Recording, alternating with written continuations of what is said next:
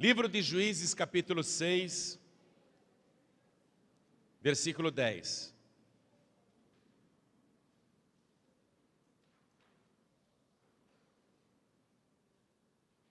Tem alguém ao teu lado sem a palavra de Deus? Divida com a pessoa a leitura. Está escrito o seguinte: e vos disse, eu sou o Senhor vosso Deus. Quem está falando, igreja? Deus. E vos disse, eu sou o Senhor vosso Deus. Não temais aos deuses dos amorreus, em cuja terra habitais, mas não destes ouvidos à minha voz. Deus falando. Deus dizendo. E eu vou reler a parte B deste versículo, que é a parte final. Mas não destes ouvidos à minha voz. Agora eu leio, e cada pessoa que está comigo aqui na sede da Paz e Vida do Rio Grande do Norte, cidade de Natal, repete em seguida. Vamos lá. Mas, bem alto, mas não destes ouvidos à minha voz. Amém? Você crê que Deus falou isso? Eu sou o Senhor vosso Deus. E vos disse, não temais aos deuses dos amorreus em cuja terra habitais, mas não destes ouvidos à minha voz. Você acredita que Deus falou isso? Então desocupe as tuas mãos e vamos dar para esta palavra, para este nosso Deus, a maior salva de palmas que já se ouviu no Rio Grande do Norte. Oh glória, isso, continua aplaudindo. Você que está nos ouvindo à distância ou assistindo esta mensagem pela TV, glorifique a Deus conosco agora. Aplauda também aonde você estiver e com a tua boca diga glória, glória, glória ao teu nome, Senhor. Você que está nos ouvindo à distância, em outro país, no rádio ou pela internet, glorifique a Deus conosco agora. Junte-se a nós aqui em Natal, dá glória, glória, glória, continua, continua. Pai querido e Deus bendito, olha quanta gente te aplaudindo em todo o Brasil, e também em Portugal, Angola, Cabo Verde, Moçambique, Tomé e Príncipe, Macau, Timor-Leste. Senhor, abre o céu para receber todo este louvor, e sobre cada uma destas vidas, derrame a tua bênção, a tua virtude, o teu poder. Agora, Pai, a tua palavra vai ser pregada. Ninguém ligou o rádio ou a TV ou o computador para ouvir um homem falar. Todos querem ouvir a tua voz. Nós queremos dar ouvidos à tua voz. Então vem com teu espírito, tome a boca do pregador, tome os lábios do mensageiro, envia a tua palavra com poder e autoridade, e que a tua palavra vá e produza o resultado para o qual está sendo mandada, em nome de Jesus. Diga amém, Jesus. Poder se assentar, por favor. Na época em que Deus disse estas palavras, o povo estava totalmente dividido na sua fé. Porque eles acabaram entrando naquela ideia tosca do ecumenismo. Ecumenismo deve ser entre denominações que professam a mesma fé, isso sim. Comunhão com outras denominações que professam a mesma fé e cuidam disso. Agora, ecumenismo com paganismo não dá.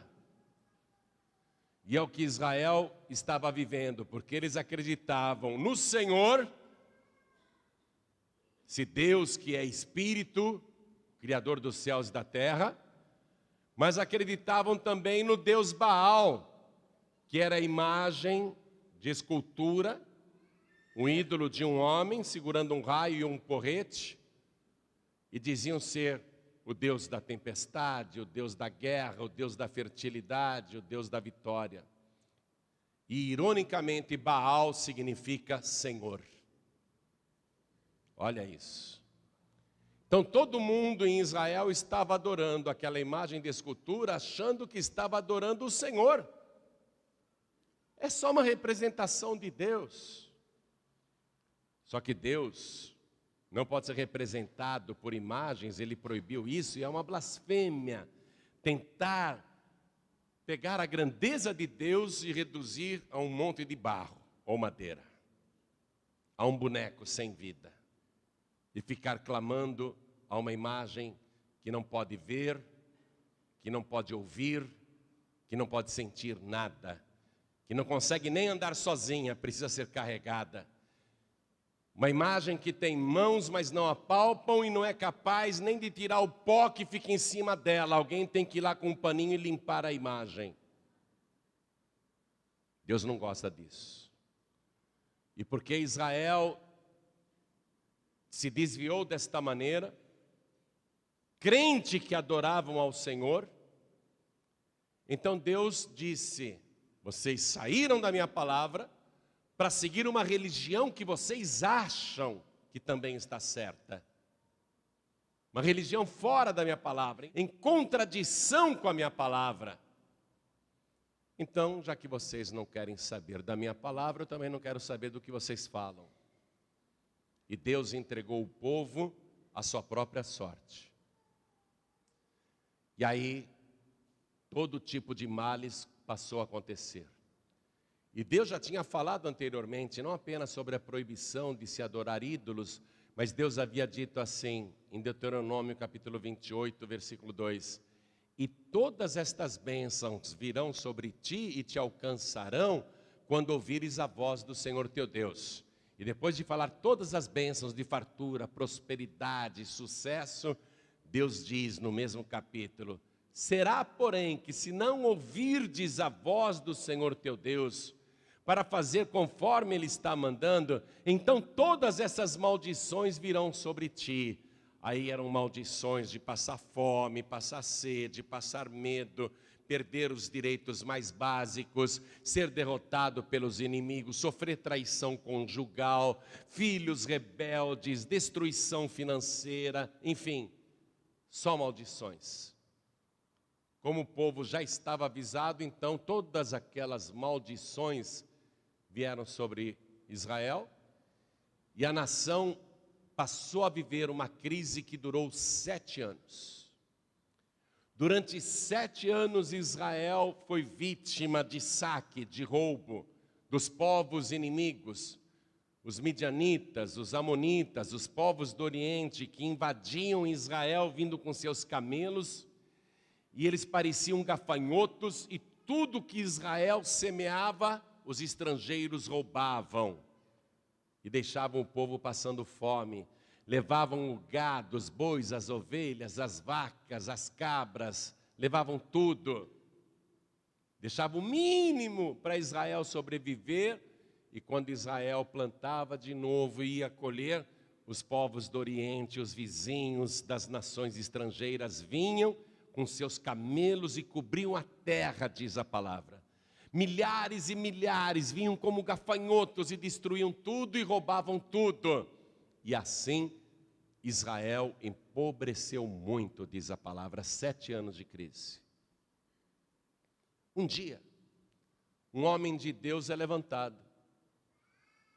E ele vai e, na autoridade do Espírito de Deus, ele fala para o povo por que todo aquele mal está acontecendo. Eu quero que você acompanhe aqui a partir do versículo 7.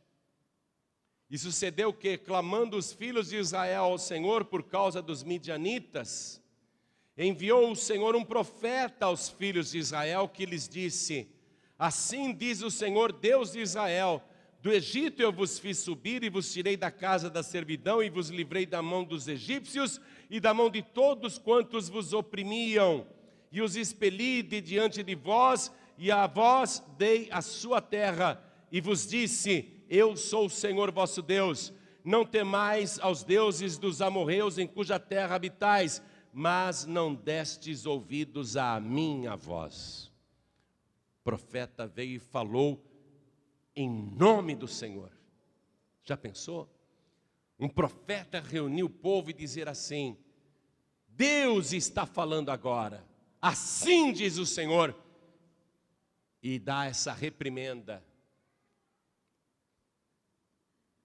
Foi uma pregação excelente. Foi uma palavra vinda do próprio Deus. Foi uma palavra de poder, foi uma palavra de autoridade.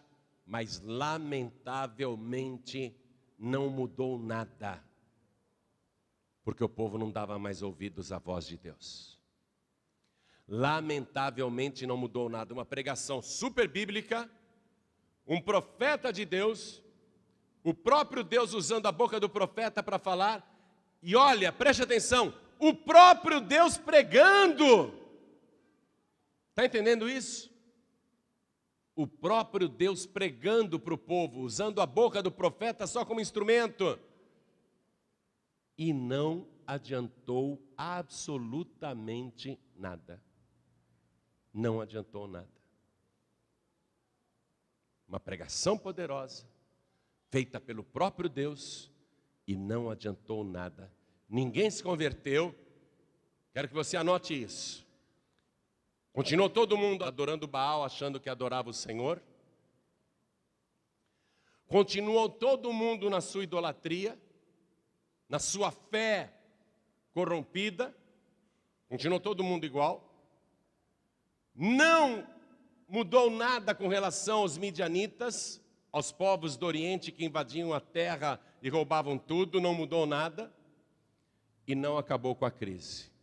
Atenção, a pregação do próprio Deus não converteu ninguém, não acabou com a crise e não derrotou os inimigos.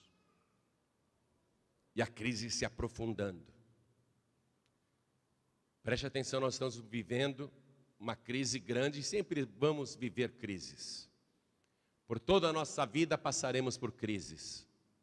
Preste atenção nesta palavra. Deus fala o que você tem que fazer para a sua vida superar todas as crises que aparecerem. É aquela mesma palavra. Buscar ao Senhor com todo o seu coração, com toda a sua alma, com todo o seu entendimento, com todas as suas forças, e dar ouvidos à voz do Senhor teu Deus, obedecendo a sua palavra. E aí todas as bênçãos virão sobre ti. Coisa simples. Se a pessoa fizer isso, todas as bênçãos virão sobre ela. As crises continuarão existindo. Deus tem poder para controlar as crises e até para criar crises. Deus tem poder até para criar crises. Mas Ele é o único que pode fazer você triunfar a crise, mesmo que tenha sido criada por Ele mesmo. Deus tem como poupar os seus servos e servas em meio à crise. Amém? O mundo está em crise e é necessário que o mundo se aprofunde na crise. Não pense você que o mundo ficará melhor. O mundo ficará cada vez pior. Você está vendo o que está acontecendo em toda a terra. Não vou nem enumerar aqui porque é só você ligar o rádio e a TV, pronto, você já está sabendo de tudo. De tudo. Não vou enumerar as crises que o mundo está passando e o nosso país também. As crises sempre existirão. E Jesus disse, é necessário que tudo isso aconteça. É necessário. Então as crises vão se agravar, prestem atenção nisso. É necessário que tudo isso aconteça. Mas Deus tem poder para livrar você da crise. Se você o buscar com todo o seu coração, se você der ouvidos à voz do Senhor teu Deus, se você se apegar com Deus. O próprio Deus foi lá e pregou, não adiantou nada, minha gente. Vocês estão aqui ouvindo um pregador, você pode até me menosprezar, mas eu sei que Deus está falando através da minha boca. Eu sei que Deus está usando os meus lábios para te orientar. para profetizar a teu respeito, para dizer coisas a teu respeito e para te ensinar o que você deve fazer. Eu sei que Deus usa a minha boca. Você pode até me desprezar, mas Deus usa a minha boca para falar com você. E aí você tem que ouvir a voz de Deus e obedecer. Porque é maravilhoso você ouvir o próprio Deus pregando, mas aqui está o exemplo claro de que a pregação de Deus não converteu ninguém, não expulsou os inimigos e não acabou com a crise. E tinha um homem nessa época, em Israel, que ele era o mais pobre do país inteiro, o mais pobre. Vamos dizer, o mais infeliz. Aquele que não tinha absolutamente nada, o mais desprezado. Ele ficava se perguntando, por que tudo isso nos aconteceu? Ele não ouviu a pregação. Por que tudo isso nos aconteceu? Ele vivia com medo. O pouco que ele tinha de mantimento, ele trabalhava às escondidas para que os midianitas chegando não roubassem. E ele sabia que o pai dele tinha um boi guardado a 7 chaves, que há 7 anos estava sendo alimentado, era o maior patrimônio da família. Era o boi cevado, era o boi reprodutor, era aquele boi que poderia fazer aquela família pobre se tornar dona de rebanhos enormes. E muitos dos alimentos que Gideão estava ali preparando às escondidas, era para o boi comer. Mas o pai dele tinha um outro plano com aquele boi. Lá no alto daquele monte eu fiz um altar para Baal, está lá o ídolo Baal, eu sou devoto de Baal. Eu vou pegar esse boi e vou sacrificar para Baal, para acabar com essa crise.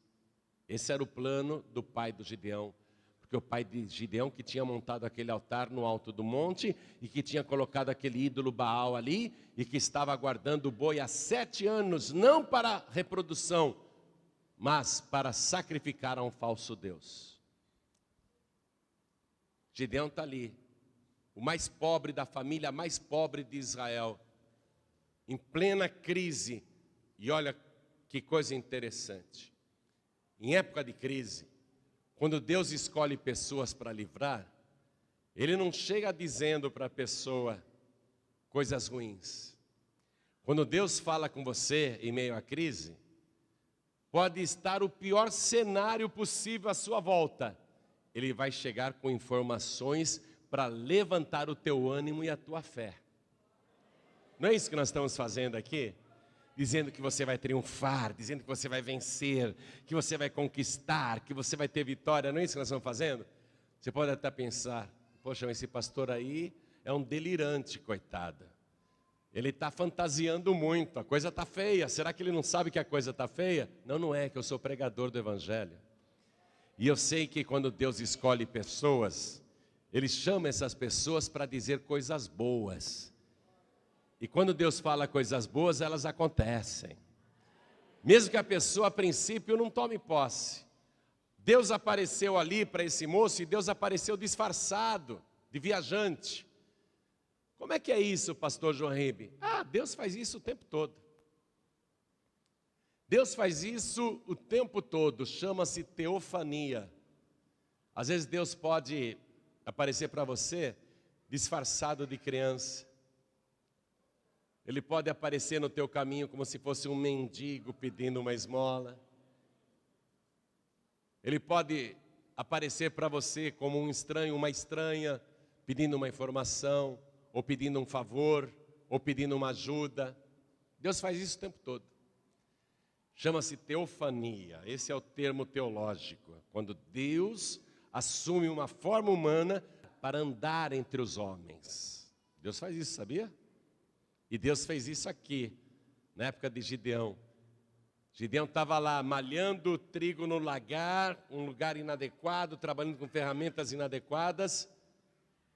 E aí ele olha do lado, tem um homem sentado numa pedra. Ele pensa que é um viajante, ele leva um susto, mas ele viu que não era midianita, não era estrangeiro, né? E esse estranho, que é Deus, e Gideão não sabe que é Deus, diz assim para ele, acompanhe comigo, versículo 12. Então o anjo do Senhor lhe apareceu e lhe disse, o Senhor é contigo, varão valoroso. O Senhor é contigo, olha para mim. O Senhor é contigo. Gideão todo desanimado, se Deus é comigo e conosco, por que aconteceu tudo isso com a gente? Ele não sabe por quê, né? Aí Deus fala assim para ele, versículo 14. Vai nesta tua força e livrarás a Israel da mão dos midianitas, porventura não te enviei eu? Olha aqui, olha aqui, Deus está falando que Ele está te enviando para livrar a tua família das mãos de Satanás. E que Ele está te enviando para isso. Ele está falando, não te enviei eu? Deus está falando contigo. Gideão não sabia que era Deus. Achou que era um viajante. Senhor meu, aí ele fala quem ele é, né? Vê o versículo 15. Como que eu livrarei a Israel? Eis que a minha família é a mais pobre em Manassés e eu o menor na casa do meu pai. Ele tinha muitos irmãos. Todos os irmãos tinham mais do que ele. Ele era o mais pobre dos irmãos. E a família dele era a menor, a mais pobre de Manassés. A mais pobre do país. Olha para mim. Você é pobre? Você se sente pequenininho?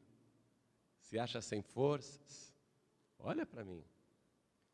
Você pode ser a pessoa mais pobre deste país. Você pode ser a pessoa mais despreparada deste país. Mas porque Deus está contigo, você vai vencer todos os desafios. E de menor você vai se tornar o maior da tua casa. De menos importante para o mais importante. Tome posse da palavra. Porque Deus é contigo. Olha que coisa interessante. Deus falou coisas boas para levantar o ânimo de uma pessoa abatida pela crise. Pastor Joaíbe, eu vim aqui para esta igreja hoje, não é?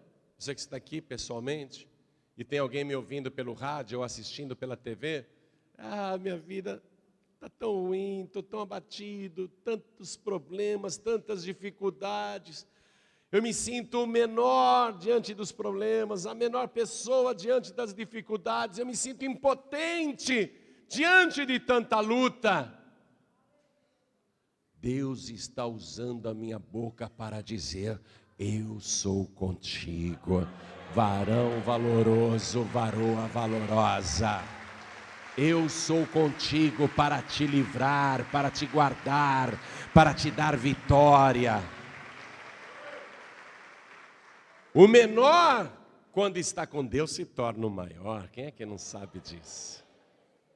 O mais fraco, quando está com Deus, se torna o mais forte. Quem é que não sabe disso? E aqui tem uma outra coisa. Não é Gideão que está falando, eu estou com Deus. É Deus que está falando, eu estou contigo. Você estava fraquinho ou fraquinha quando chegou aqui? Poxa vida, eu me esforço para buscar a Deus. Mas ouça agora essa boa notícia. Deus é que te buscou e Deus é que está contigo.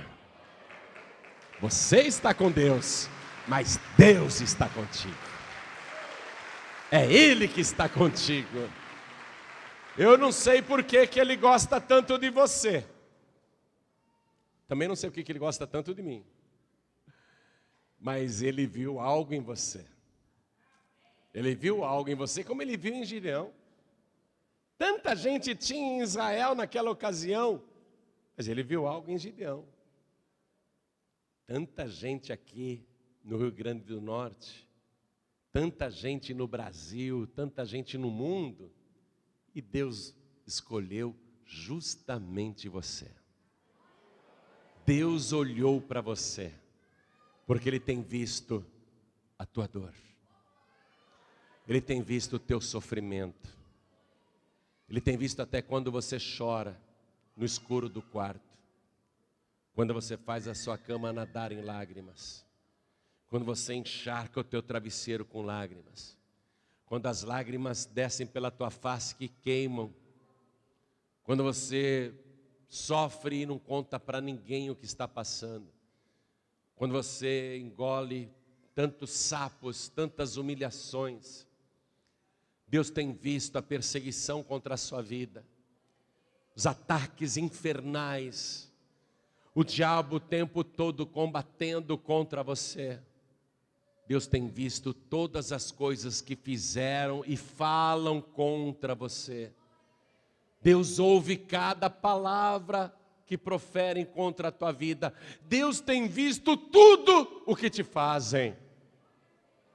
E Ele está dizendo, não temas, porque eu sou contigo. Agora eu é que sou contigo, não tenha medo de nada. Gideão resolveu agradar aquele homem estranho que falava tantas coisas boas. Olha, não vai embora não, vou te trazer o meu presente, você espera?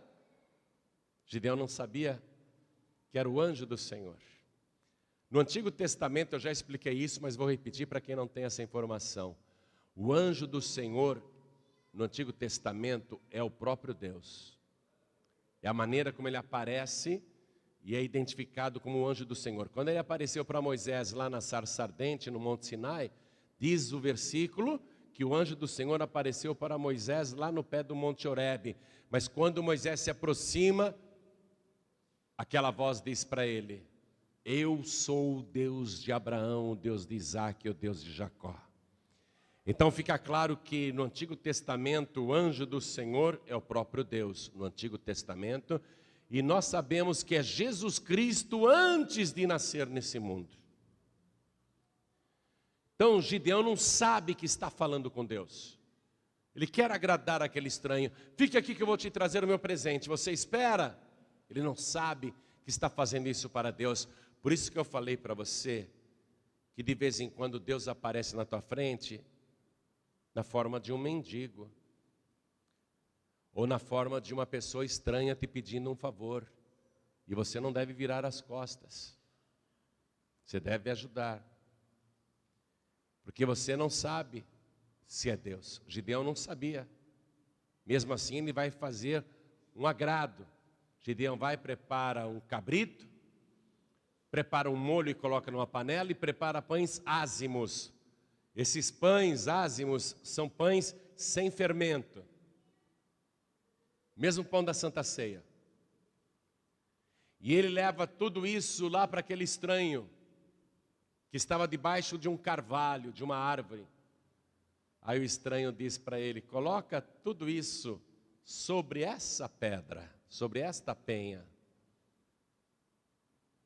Faz assim, coloque a carne, os pães do lado, e pegue esse molho vermelho, e derrame sobre a carne e sobre o pão. E quando Gideão fez isso, o Senhor pegou o cajado e tocou naquilo que Gideão havia oferecido sobre a rocha. E a rocha pegou fogo, a carne pegou fogo, o pão pegou fogo, tudo se consumiu e o Senhor desapareceu. Gideão ficou apavorado, foi aí que ele entendeu que havia recebido a visita do Senhor. E ele achou que iria morrer, porque dizia-se, quem vê o Senhor morre, não pode. E ele começa a chorar, ai de mim, ai de mim. E aí Deus fala para ele, não temas, não morrerás. Quando Deus fala com a pessoa, o pecador pensa que vai morrer. Mas Deus não fala com você para te matar. Agora mesmo Ele está falando com você para te salvar, para te dar vida de verdade, para te abençoar, para te dar esperança, para te dar livramento, para te dar vitória. Agora mesmo Ele está falando com você. E talvez você diga que é indigno, indigna, mas Deus escolheu você. E não é por nosso merecimento, é por graça, é por favor. Veja, por que o anjo do Senhor, o próprio Deus no caso, se agradou tanto do presente de Gideão? Porque aquilo representava algo muito forte. Quando Gideão trouxe a carne, e trouxe o pão, e trouxe o caldo, tudo aquilo para Deus era símbolo de uma coisa futura.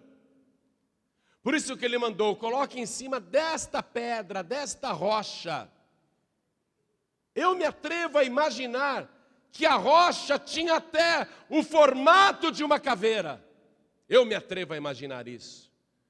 Porque todos os elementos estão ali para nos lembrar o sacrifício do Cordeiro de Deus no Monte Calvário. O sacrifício de Jesus que derramou todo o seu sangue puro e carmesim sobre aquela rocha em Israel. Eu acredito nisso. Por isso que Deus se agradou tanto do presente de Gideão. E aquele presente abriu para Gideão uma nova comunhão com Deus. Preste atenção. Uma nova comunhão com Deus. Porque Deus volta a falar com ele imediatamente. Não apenas dizendo que ele não morrerá, para ele ficar em paz. Mas naquela noite Deus fala com Gideão, acredito eu que em sonhos. Acompanhe comigo aqui no versículo 25. E aconteceu naquela mesma noite que o Senhor lhe disse, naquela mesma noite que o Senhor lhe disse: toma o boi de teu pai, a saber, o segundo boi de 7 anos, e derriba o altar de Baal, que é de teu pai. Eu não te falei que era o pai de Gideão que tinha construído aquele altar em cima do monte? Eu não te falei que o pai de Gideão era devoto de Baal?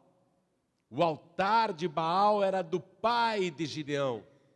Deus está falando: Gideão, preste atenção, pega o boi de teu pai, a saber, o segundo boi de 7 anos, e derriba o altar de Baal, que é de teu pai. Teu pai tem fé naquele Baal, derriba. E corta o bosque que está ao pé dele. O bosque era para fazer oferendas, acender velas, essas coisas. E edifica ao Senhor teu Deus um altar no cume deste lugar forte. Ali era uma fortaleza de Satanás. Num lugar conveniente, um altar novo. Deus está falando: faz um altar novo, Gideão. Um altar novo, naquele lugar forte. E toma o segundo boi, e oferecerás em holocausto com a lenha que cortares do bosque. Deus falou isso e ficou quieto, minha gente. Gideão falou: estou ficando louco. Mas é real. Deus apareceu para mim ali debaixo do carvalho. Depois ele recebeu o meu presente e desapareceu. Depois ele disse que eu não iria morrer. E agora ele fala comigo em sonho e me manda fazer uma coisa que está além das minhas forças. Deus sabe muito bem que este boi não é meu, é do meu pai. É um bem de família. Deus sabe muito bem que o altar de Baal não é meu, não fui eu que fiz, foi o meu pai. Que o meu pai que é devoto de Baal. E Deus quer que eu faça uma coisa que está fora do meu alcance. Aí Deus ficou quieto, não falou mais nada. Esse é o drama, amados, do sacrifício que Deus manda a pessoa fazer. Porque Deus fala e fica quieto. Deus não disse: Gideão, depois que você fizer isso que eu mandei, pegar o segundo boi do teu pai, oferecer em holocausto num altar novo para mim, depois você destruir o altar de Baal, Gideão, eu vou converter o teu pai, eu vou converter os teus irmãos, eu vou converter a nação inteira, eu vou fazer você valer por 1000 homens para lutar contra os midianitas. Gideão, eu vou fazer você se tornar o mais importante do país. Eu vou te dar vitória em tudo, Gideão. Deus não falou nada disso. Deus só mandou ele fazer um holocausto que estava fora das suas forças. Preste atenção. É isso que vai, primeiro, derrotar os inimigos e exterminar aquela crise econômica que já durava 7 anos, e fazer o menor e mais pobre de Israel se tornar o maior e o mais rico, e se tornar líder espiritual e sacerdote do povo, e ser um homem vitorioso. É aquele sacrifício. Preste atenção. Agora, isso é chocante o que você vai ouvir. É chocante. O próprio Deus pregou para o povo e ninguém se converteu. O próprio Deus pregou para o povo usando o profeta e os inimigos não foram derrotados, ninguém teve ânimo. O próprio Deus pregou e a crise não acabou. Agora Deus está mandando Gideão fazer uma coisa que vai resolver todos os problemas. Só que Deus não fala para Gideão que esse holocausto, esse sacrifício que está além das suas possibilidades, é que é a chave para resolver todos os problemas. Deus não fala. Olha para mim, olha para mim. Nós queremos que Deus faça tudo. Oh Deus, por que está acontecendo tudo isso? Oh Deus, por que o Senhor não me ajuda? Por que o Senhor não resolve? Oh Deus, por que o Senhor não me arruma um emprego melhor? Oh Deus, por que o Senhor não me arruma dinheiro para pagar minhas contas, pagar minhas dívidas? Oh Deus, por que eu não consigo comprar uma casa própria? Por que eu não consigo comprar um apartamento? Por que eu não tenho carro? Oh Deus, por que eu não tenho nada? Por que eu ganho tão mal? A gente costuma ficar questionando Deus. Aí Deus vem e fala. Deus manda a pessoa fazer. E ele fica em silêncio.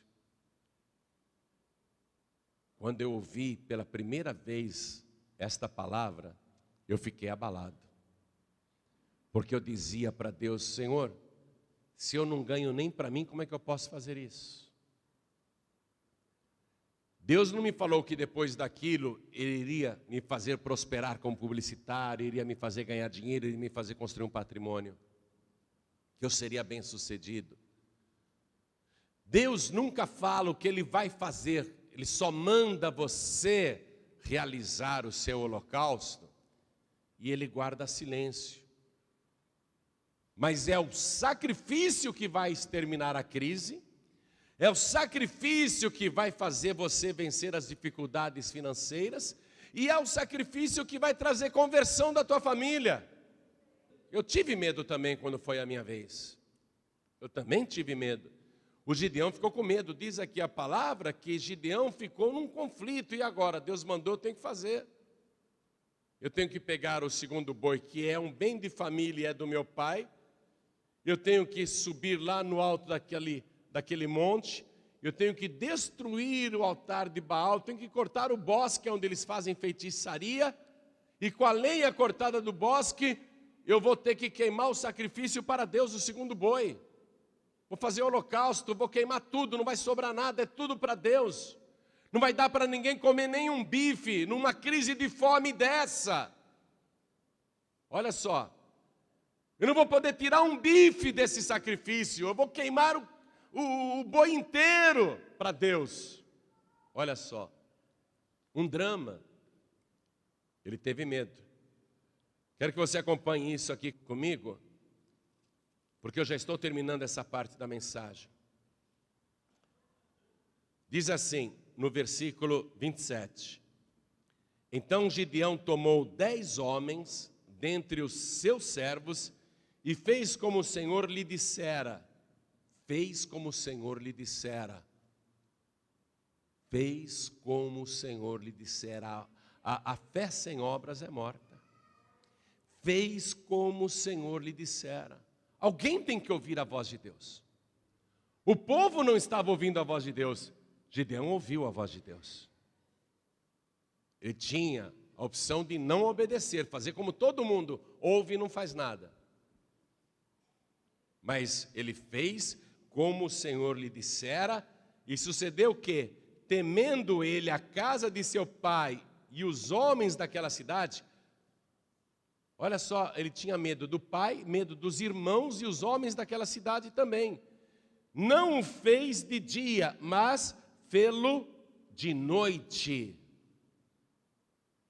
Gideão pensou, se eu contar para o meu pai que Deus mandou pegar o segundo boi para oferecer em holocausto para ele e destruir o altar de Baal, meu pai não vai deixar.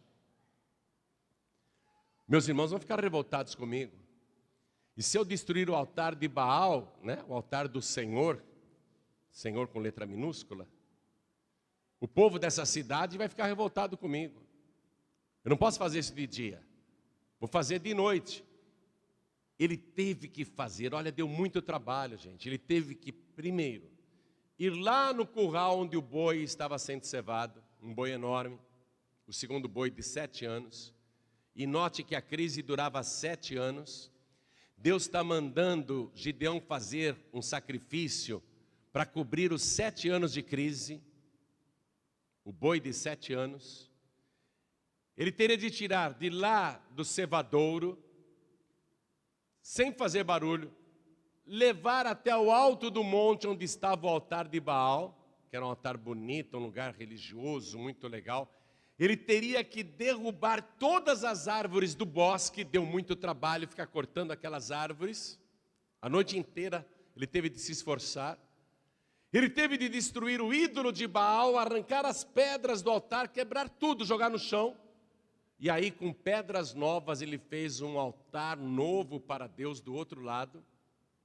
Pegar aquele boi enorme, junto com 10 homens, erguer o boi, colocar em cima do altar, ajeitar a lenha e sacrificar o boi. E depois de sacrificar um boi de 7 anos, num período de fome, gente, num período de crise, faltava comida para todo mundo. Um bem que nem dele era. Preste atenção, olha o que Gideão está fazendo. Depois de fazer tudo isso, meter fogo. Aquele cheiro de churrasco se espalhando por todo o povoado de Manassés. E ele não pôde comer um naco de carne. Nada. Nem um pedacinho de carne. Tudo isso ele teve de fazer sem saber o que iria acontecer depois. Ele não tinha a menor ideia. Você não tem a menor ideia do que Deus vai fazer na tua vida quando você tiver a coragem de fazer o seu holocausto, o seu sacrifício. Lembra da primeira oferta de Gideão? Que ele pegou lá o cabrito, a carne, os pães asmos, o caldo, colocou na penha, que aquilo lembrava o sacrifício de Jesus? Quero que você entenda isso. O sacrifício de Jesus Cristo é pelos nossos pecados. O sacrifício de Jesus é para nos abrir um caminho vivo de comunhão com o Pai, para a gente falar com Deus, para Deus falar conosco. O sacrifício de Jesus é pela nossa salvação.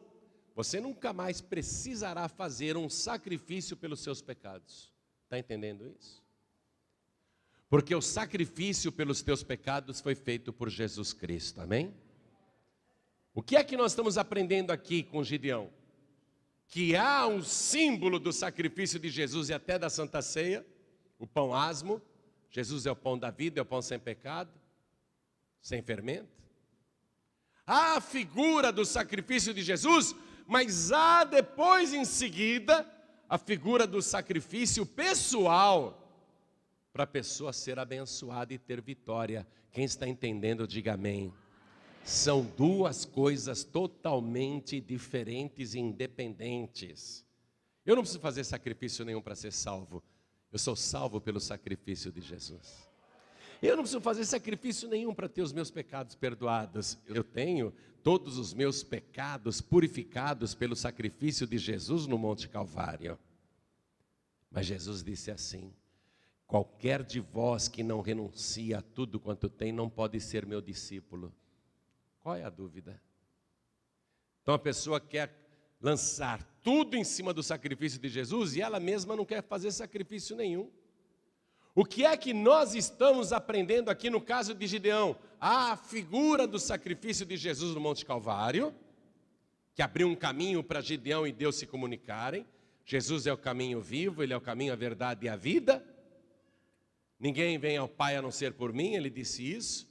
O sacrifício dele é esse caminho, aberto para nós, é o caminho vivo. Mas há depois a necessidade de você renunciar e fazer o seu sacrifício pessoal, ouvindo a voz de Deus. O Evangelho, amados, é renúncia. Só que Deus fala e fica calado. Escute, um moço chegou para Jesus, ele era muito rico e falou assim: Senhor, o que eu devo fazer para ser salvo? Jesus falou assim: obedeça a palavra de Deus e pronto. Ah, tudo isso eu faço desde a minha mocidade, por que eu não sou salvo? Jesus falou, faz o seguinte, Jesus disse assim: vende tudo quanto tem, dá aos pobres e terás um tesouro no céu, e depois vem e segue-me. E o moço desistiu ali, não quis fazer sacrifício nenhum, porque Jesus disse para ele: pega tudo quanto você tem, vende, dá aos pobres e terás um tesouro no céu, e depois vem e segue-me. Jesus parou aí. Jesus não disse para ele: depois disso eu vou te dar 100 vezes mais. Jesus não falou isso: eu vou te dar 100 vezes mais. Quando aquele moço rico foi embora, Pedro falou para Jesus: Senhor, ele foi embora porque é dono de muita coisa, mas nós largamos tudo para te seguir, o que é que nós receberemos? Aí Jesus fala para quem o busca, fala para quem é sincero. Aí ele falou, não é? Você conhece a palavra? Ninguém há que tenha deixado casa, pai, mãe, mulher e filhos e campos por amor de mim e do Evangelho, que não receba já nesta vida 100 vezes mais e no século vindouro a vida futura. Jesus não falou isso para o jovem rico. Jesus manda você fazer o seu sacrifício, mas Ele não te fala o que Ele vai fazer na tua vida depois. Porque Ele quer saber se você vai sair daqui triste. O moço rico retirou-se triste, não é? O moço rico retirou-se triste, diz o Evangelho. Eu quero saber se você vai sair daqui triste, ou se você vai sair daqui dando glórias a Deus. Deus não falou para Gideão o que ele ia fazer. Ô Gideão, você faz o seguinte agora, tá, meu filho? Você pega o segundo boi que é do teu pai, derriba o altar de Baal que é de teu pai, faz um altar novo para mim e oferece o segundo boi e holocausto. Deus não falou depois disso, o meu espírito vai te revestir. Depois disso você vai se tornar um líder. Depois disso você vai prosperar, você vai se tornar poderoso. Depois disso eu vou te dar poder de luta, que você vai valer por 1000 guerreiros. Deus não falou nada disso. Deus só disse, faça o que eu estou mandando. E Gideão teve que se esforçar para fazer. O sacrifício, amados, preste atenção, se divide em o sacrifício do Senhor por nós e o nosso sacrifício pelo Senhor. É assim que se divide. Por nós Ele já fez o sacrifício. E o que Ele traz com o sacrifício? Ele extermina o pecado. Ele produz salvação, não é? O benefício do sacrifício de Jesus por nós. E o nosso sacrifício, e esse sacrifício de Gideão, o que vai produzir? O mesmo resultado. O pai de Gideão vai se converter depois disso. Porque no dia seguinte, descobrem que foi Gideão que fez aquela lambança toda, e a cidade inteira vai na casa de Joás, que era o pai de Gideão, e ficam dizendo, Gideão, vem para cá, nós vamos te matar. E o Joás, o pai do Gideão, fala, por que vocês querem matar meu filho? Ah, porque ele derribou o altar de Baal essa madrugada, cortou o bosque, destruiu tudo lá em cima e fez um novo altar e sacrificou o teu boi de 7 anos. Nós vamos matar o teu filho agora. O pai podia ficar bravo. Você fez tudo isso, Gideão? Sem me consultar, meu filho. Destruiu a imagem que eu sou devoto. Você pegou o meu boi sem me pedir, sem permissão, e sacrificou aí, sei lá para quem. O pai podia fazer tudo isso, não podia? A multidão gritando: traz o Gideão aqui que nós vamos matá-lo. Aí o Joás pensa: espera um pouquinho. Eu estou há 7 anos servindo esse Baal e não resolve nada. A minha família é a mais pobre deste lugar.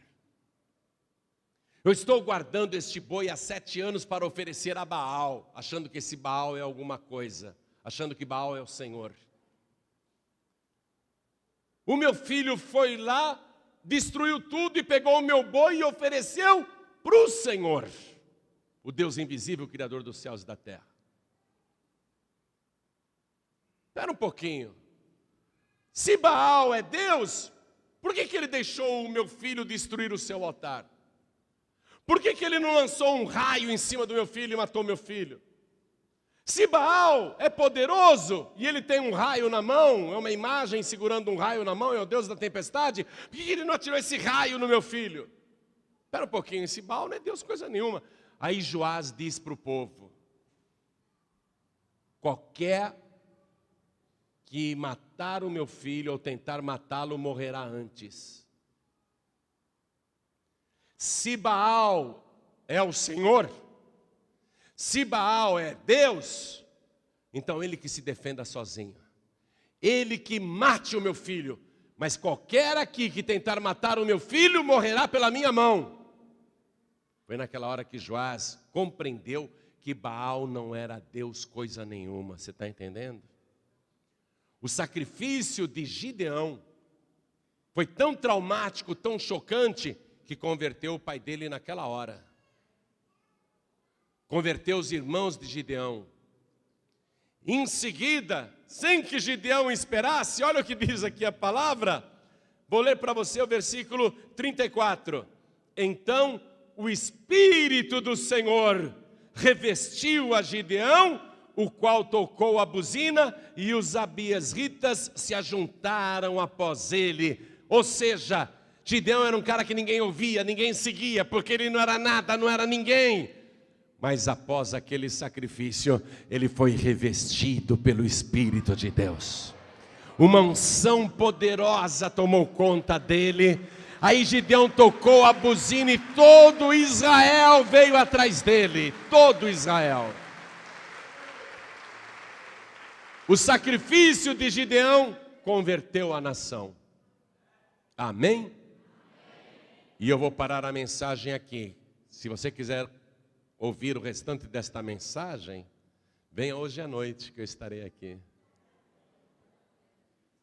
Mas é até este ponto que eu queria te trazer. Quero que você reflita sobre isso. Nós pregamos a palavra dia e noite pelo rádio, pela televisão, pessoalmente, na igreja, na rua, em toda parte, o tempo todo. Você ouve a palavra, você quer que a sua família se converta. Muitas e muitas vezes você ouve a pregação e até chora porque Deus falou contigo. Você se emociona, Deus falou com você. Mas por incrível que pareça, mesmo com tanta pregação, a tua família ainda não se converteu. Tem muita gente da tua família que não quer nem saber de Deus, que nem gosta quando você liga o rádio ou a TV para ouvir a mensagem. Você já ouviu tanta pregação, e você já fez várias ofertas, inclusive, e nada aconteceu de impressionante. Tem recebido uma bençãozinha aqui, outra bençãozinha ali, mas a pregação e essas ofertas que você tem feito não resolveram a crise, não converteram ainda a sua família, não fez aquele estrago no reino de Baal, ainda não fez aquele estrago no reino de Baal. O que resolveu a crise no tempo de Gideão foi justamente isso. Porque Gideão, ele creu no poder da palavra de Deus E ele creu no que Deus estava falando, e ele foi e fez. Abraão creu no poder do sacrifício, quando Deus falou para ele: Abraão, pega o teu filho, o único que tu amas, e me oferece em holocausto na montanha que eu te mostrarei. E Abraão foi. Na hora do sacrifício, quem aparece? O Cordeiro de Deus. Diz a palavra, preso pelas pontas. Aquilo era uma figura de Jesus Cristo, e o Cordeiro foi oferecido em lugar de Isaque. Ali no monte Moriá, Deus pela primeira vez foi chamado de o Deus da provisão, o Deus que provê todas as coisas. Jesus, o Cordeiro de Deus, foi preso pelas pontas, pelas mãos, pelos pés. Quando Abraão olhou para trás e viu aquele cordeiro no monte Moriá para oferecer em holocausto no lugar do seu filho, ele estava preso ali no mato, num espinheiro, símbolo da coroa de Cristo, a coroa de espinhos. O sacrifício de Abraão produziu salvação, conversão. O sacrifício de Abraão fez Deus jurar. Deus falou assim: Abraão, eu juro por mim mesmo, porquanto tu fizeste esta ação e não me negaste o teu filho e teu único, que deveras te abençoarei e grandissimamente te multiplicarei, e multiplicarei a tua semente como as estrelas do céu e como os grãos de areia que estão na praia do mar. E a tua semente possuirá a porta dos seus inimigos, e em tua semente serão benditas todas as famílias da terra. Salvação. Abraão creu no poder do sacrifício. Isaque se submeteu ao sacrifício. Ou você acha que Isaque não poderia ter corrido? Poderia. Isaque se submeteu ao sacrifício, ele foi obediente. Quem aqui sabe quantos filhos Abraão teve? Quantos filhos Abraão teve? Quem sabe? 2. Um com Agar, o primeiro que era Ismael, e depois o Isaque com a Sara. Mas depois disso, depois que a Sara morreu, ele casou de novo. Quantos filhos ele teve? 6. Juntando tudo, quanto dá? 8. Abraão teve 8 filhos. Mas na hora de dar a herança, Abraão vai entregar tudo só para Isaque. E para os outros filhos, Abraão vai dar presentes. Veja isso, é chocante. Gênesis capítulo 25, versículo 5. É chocante isso, versículo 5 e o 6. Vou ler aqui para você.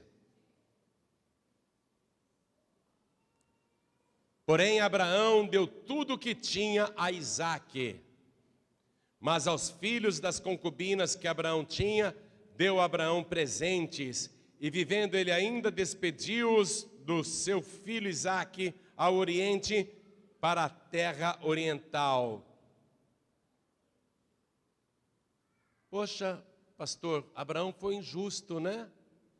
Abraão foi injusto. Ele deu tudo que tinha só para o Isaque, e para os outros filhos Abraão deu presentes, e ainda mandou eles embora para o Oriente. Ele deu o país inteiro para uma só pessoa. Por que ele não dividiu o país inteiro pelos 8 filhos? Ele mandou os 7 filhos para fora de Israel, para o Oriente, e deu toda aquela terra só para Isaque, um país inteiro para Isaque. Abraão foi injusto. Você olhando pelo lado do Código Civil brasileiro pode parecer, mas se você olhar pela palavra de Deus, você vai ver que Abraão foi justo, e é assim que Deus trabalha. Porque todos aqueles filhos que ganharam presentes, nenhum deles jamais viveu a experiência do sacrifício. Isaque foi o único filho que subiu o monte Moriá e viveu a experiência do sacrifício. Ele foi o sacrifício vivo para Deus. Quando você se torna como Isaque, quando você vive a experiência do sacrifício, como Gideão fez, como Abraão fez, como Isaque fez, então você tem o direito de herança, você tem o direito de receber todas as coisas. Você pensa que Jesus Cristo recebeu de recompensa apenas as nossas almas salvas? Você pensa que Jesus Cristo, ao fazer o seu sacrifício, ao viver a experiência do sacrifício nele mesmo, você pensa que ele recebeu só as nossas almas? Vá comigo em Apocalipse capítulo 5, versículo 9.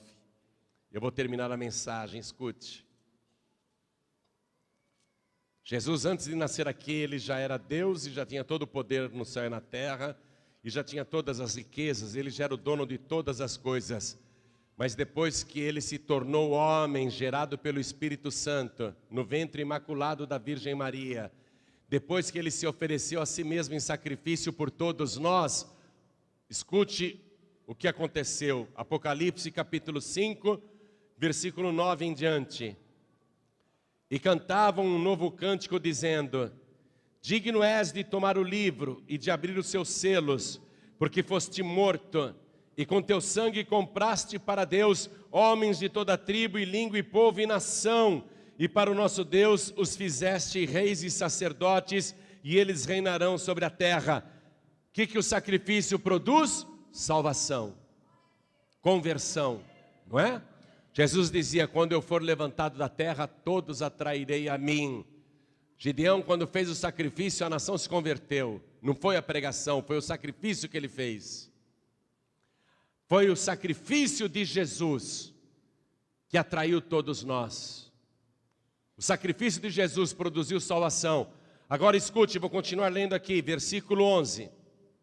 João diz: e olhei e ouvi a voz de muitos anjos ao redor do trono e dos animais e dos anciãos.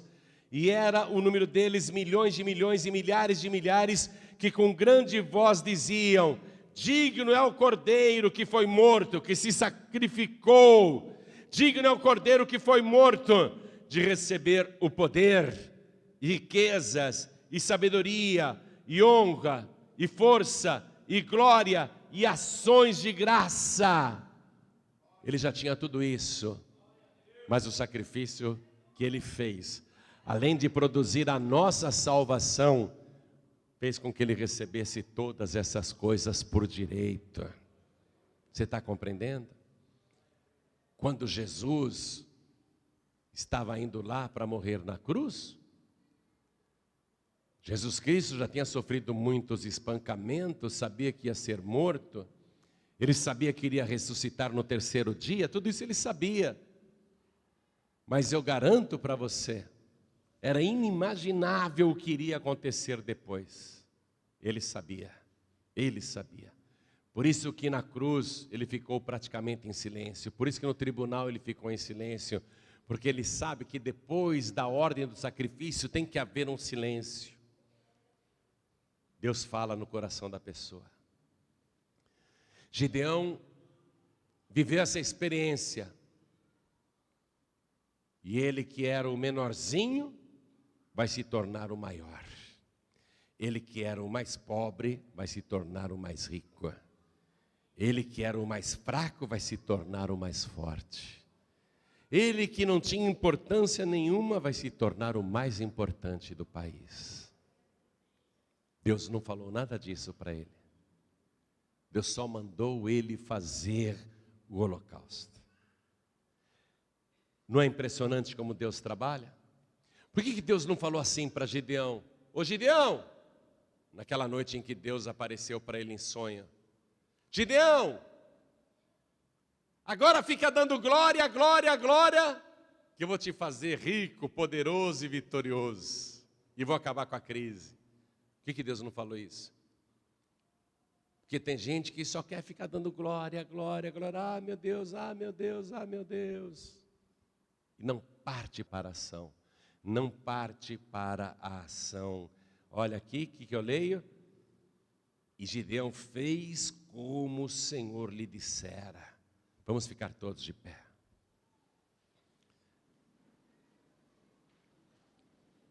Na primeira carta aos Coríntios, capítulo 2, versículo 9, está escrito assim: as coisas que o olho não viu,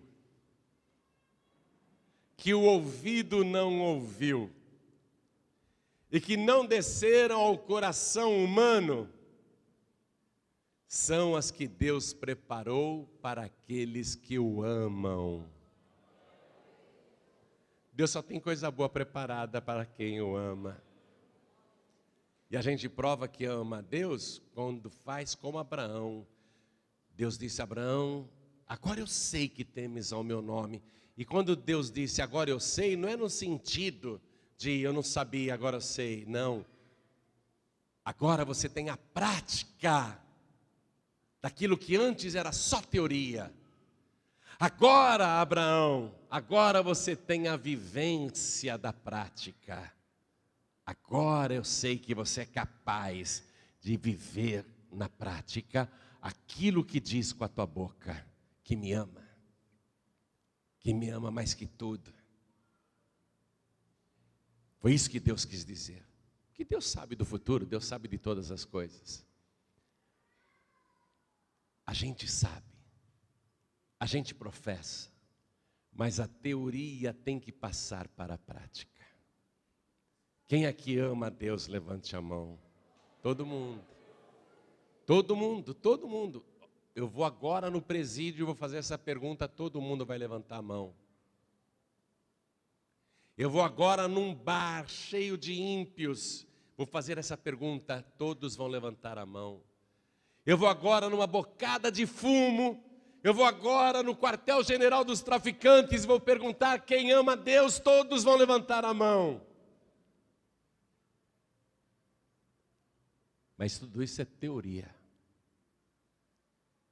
Quando Deus disse para Abraão, agora eu sei que tu me amas, porquanto fizeste esta ação, é que você não ficou apenas na teoria, você viveu aquilo que falava, você fez a prática. Por isso que a fé sem obras é morta, está compreendendo? Todos nós amamos a Deus. Mas Deus manda você fazer uma coisa e você não faz, porque você tem medo. Você recua, e Deus não gosta de quem recua. A palavra diz assim, o justo viverá pela fé, mas se ele recuar, a minha alma não tem prazer nele. A gente não pode recuar, amados. Abraão não podia chegar na metade do Monte Moriá e falar, não, eu desisto, meu filho, vamos descer. Ele tinha essa opção, hein? Só que hoje ninguém saberia quem foi Abraão. Jesus estava no alto, lá do Monte das Oliveiras, no Getsêmani, enquanto a tropa militar, com Judas na frente, com porretes, varapaus e archotes, subiam um monte. Jesus tinha a opção de descer pelo outro lado, só que aí ele teria fracassado.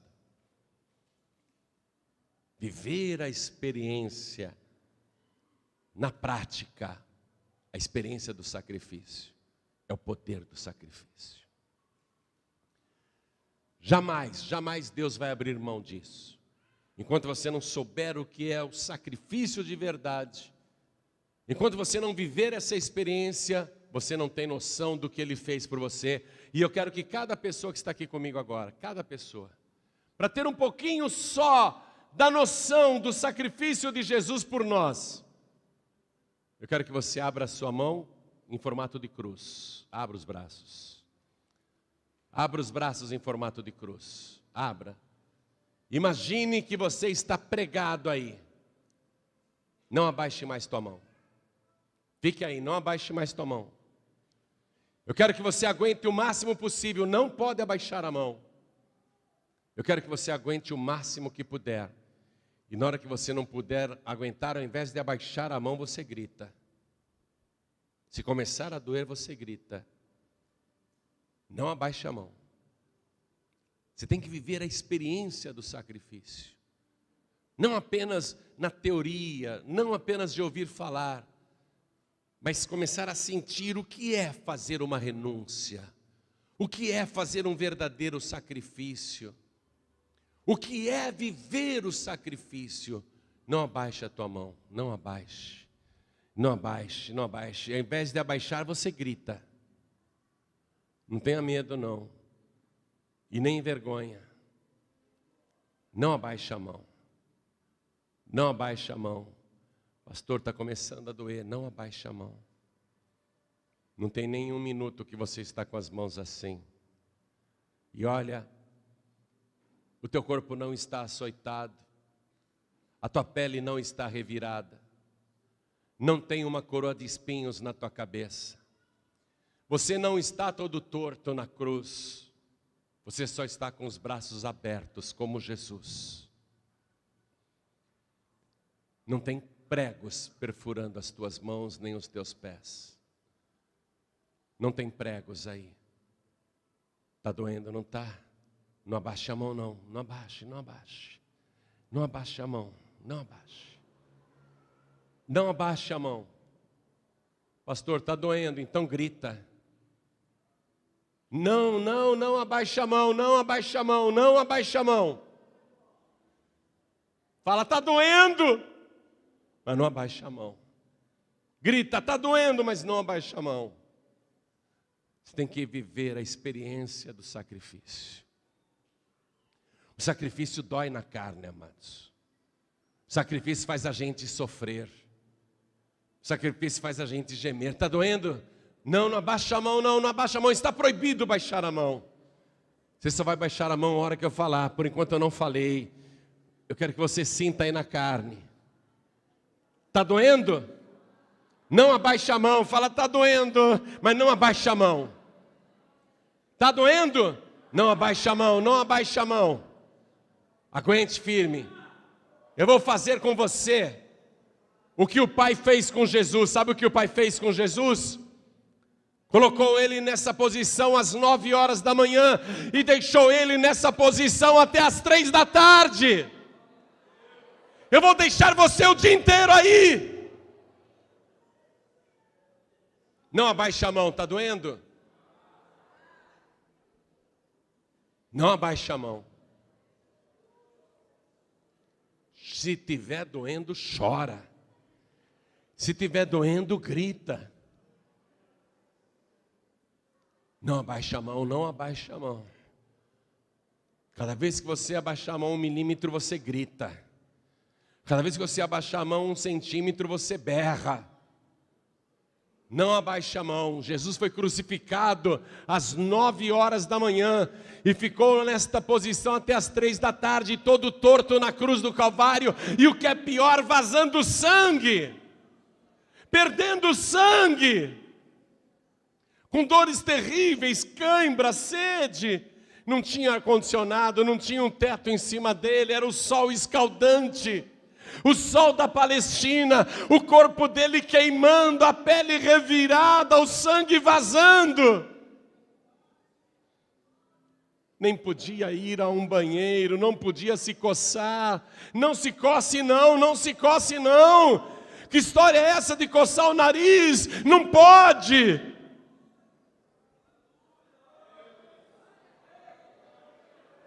Está sentindo que é um sacrifício? Deus manda você fazer um sacrifício e você fica com mimimi, nhen, fica fazendo beicinho, cara feia, não tem coragem de fazer um sacrifício para Deus. O que você está tendo aí é uma leve amostra do sacrifício que Ele fez por você. Pastor, está doendo demais. Para, pastor, não vou parar não, você vai ficar aí até a hora que eu falar, até a hora que eu mandar. Não paro não paro, o Pai não parou, o Pai não parou. Está doendo? Então chora, então grita. Está doendo? Chora, grita. Está doendo? Chora, grita. Sacrifício dói mesmo, tem que doer. Ele não te poupou de fazer isso, de fazer o sacrifício. Você não precisa fazer sacrifício pelo teu pecado, você não precisa fazer sacrifício pela tua salvação, você não precisa fazer sacrifício para ter a vida eterna, você não precisa fazer sacrifício para ir para o céu, porque este sacrifício Jesus Cristo fez por nós.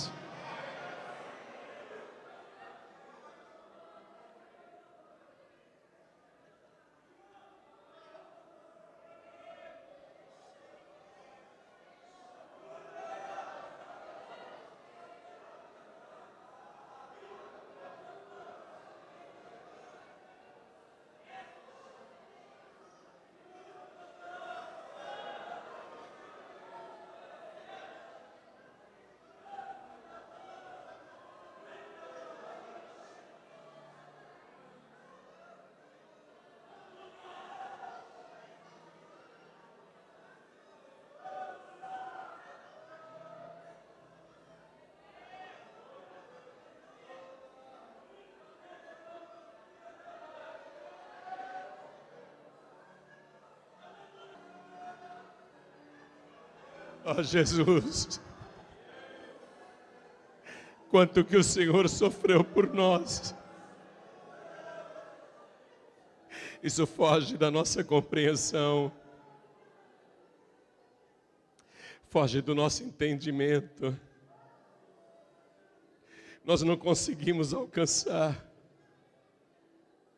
não conseguimos nem imaginar o quanto que o Senhor deve ter sentido de dores.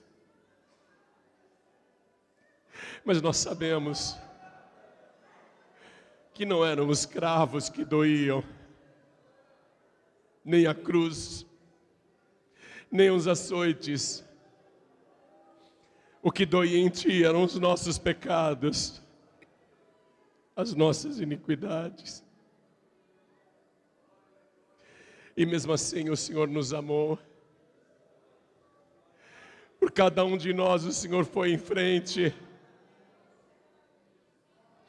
O Senhor não desceu o Monte das Oliveiras pelo outro lado, mas o Senhor foi ao encontro dos algozes, para morrer inclusive pelos maus, por aqueles que te prendiam, te maltratavam. O Senhor poderia ter descido do Monte Calvário, mas o Senhor não desceu, pelo contrário. O Senhor se submeteu ao sacrifício. O Senhor fez isso por nós, por amor de cada um de nós. Hoje nós somos salvos pelo teu sacrifício.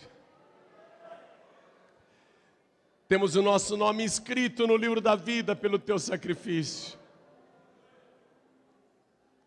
Hoje nós podemos ter a certeza da vida eterna por causa do teu sacrifício, que é suficiente e eterno. Este eterno sacrifício pela nossa remissão, pela nossa salvação. Hoje, Senhor, nós estamos aprendendo a tua palavra e o teu Espírito está sobre nós. Graças ao teu sacrifício, o teu Espírito foi enviado. Obrigado por nos fazer um dia reis e sacerdotes. Hoje já estamos reinando, sim, aqui neste mundo. Já temos o poder de reinar sobre a crise.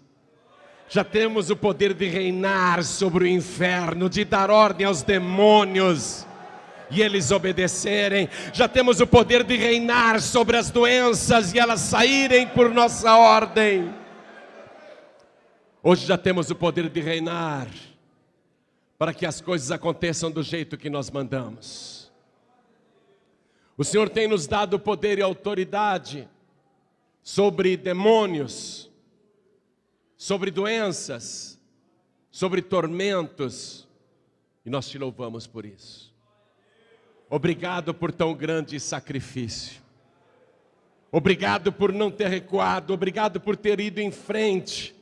O Senhor é digno de receber toda a honra, todo o louvor, toda a glória, toda a riqueza, todo o poder. O Senhor é digno de que todo joelho se dobre diante de Ti e toda língua confesse que só o Senhor é Deus. O Senhor é digno de receber todas as coisas, porque foste morto e com teu sangue compraste para Deus homens e mulheres de todos os povos, de todas as tribos, de todas as línguas, de todas as nações, e para o nosso Deus os fizeste reis e sacerdotes, e eles reinarão sobre a terra. Obrigado, Senhor, obrigado por tudo. Oh glória, pode aplaudir ao Senhor Jesus agora. Glória a Deus. Olhem para mim. Eu quero que você, nesse momento, quero que você receba Jesus Cristo como o único, suficiente, exclusivo e eterno Salvador. Se você não fez isso ainda publicamente na frente de todo mundo, você vai ter a oportunidade de fazer isso agora. Então eu pergunto, quantos aqui ouvindo a palavra, e não é de hoje que você está ouvindo a palavra, não é de hoje que Deus fala com você, quem aqui publicamente quer confessar Jesus como único, suficiente, exclusivo e eterno Salvador? Ergue a mão direita assim bem alto, todos que querem. Oh glória, todos que querem, vem aqui para frente, por favor, vem para cá. Todos que ergueram as mãos, vem aqui para frente. Vamos aplaudir ao Senhor Jesus. Vem para cá, todos que ergueram as mãos. Eu quero perguntar aqui na igreja, quantos filhos pródigos e filhas pródigas, pessoas que estão sem igreja nenhuma, querem voltar para a casa do Pai e participar de uma grande festa em tua homenagem? Filho pródigo, filha pródiga, Jesus está voltando. Volte para Ele antes. Todos que estão sem igreja, vem aqui para frente agora em nome de Jesus. Vem aqui para frente e vamos aplaudir ao Senhor Jesus por cada vida que está chegando. Vem para cá, filho pródigo, vem para cá, filha pródiga. E eu quero chamar aqui na frente todos que se sentem fracos na fé, muito fracos. Pastor, está difícil continuar a minha caminhada. Vem aqui para frente agora que nós vamos orar. Vem para cá, vem para cá. Isso. Quero falar com as pessoas que estão ouvindo pela rádio, ou assistindo pela TV, ou mesmo vendo pela internet. Quero perguntar, quer entregar a vida para Jesus? Quer recebê-lo como teu único, suficiente, exclusivo e eterno Salvador? Então se ajoelhe ao lado do teu rádio, se ajoelhe ao lado do teu televisor. Você que está em trânsito, eu sei que não tem como agora você se ajoelhar.